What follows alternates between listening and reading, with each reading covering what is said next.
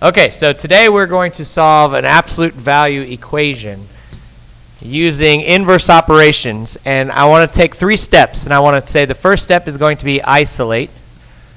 And what that means is we're going to isolate the absolute value and put it by itself on one side of the equation. So, how do I do that?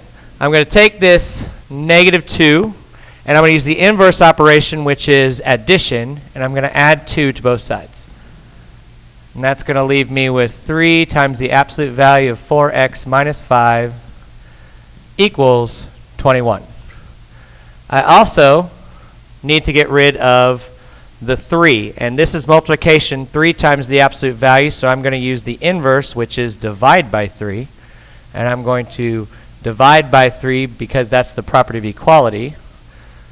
And that's going to be the absolute value of 4x minus 5 equals 7.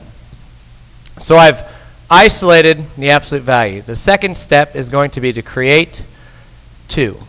And what I mean by that is I'm going to create 2 different equations. The first equation is going to look almost identical to what's already there. And the second equation is going to be the same thing inside the absolute value, but the negative version.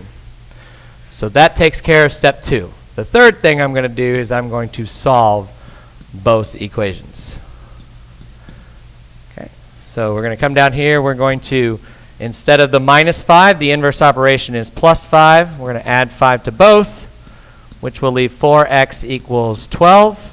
And the inverse of 4 times x is divide by 4, which means that x equals 3. So there's one of my answers.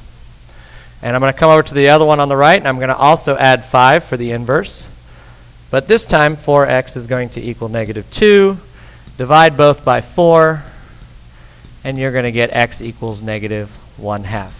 If I want to graph my solutions, what I'm going to do is I'm going to draw myself a number line, and I'm going to label 3 on one side with the dot, and then I'm going to label -1/2 on the other with the dot. Those are your solutions to the absolute value equation. I want to make sure that I also check my answer. So I'm going to go back to the top to where it was the original question, and I'm going to plug my 2 answers into the equation and see if they actually do make a correct statement. So the first answer was 3. So that means that I have 3 times the absolute value of 4 times 3 minus 5 minus 2 equals 19.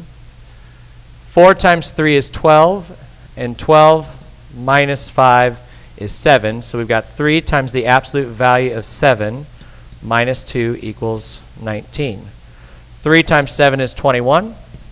Minus 2 equals 19, and that's a true statement.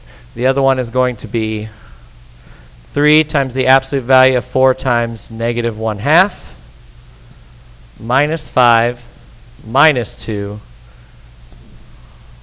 equals 19.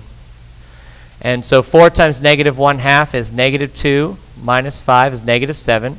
So 3 times the absolute value of -7 minus 2 equals 19. And the absolute value of -7 is +7.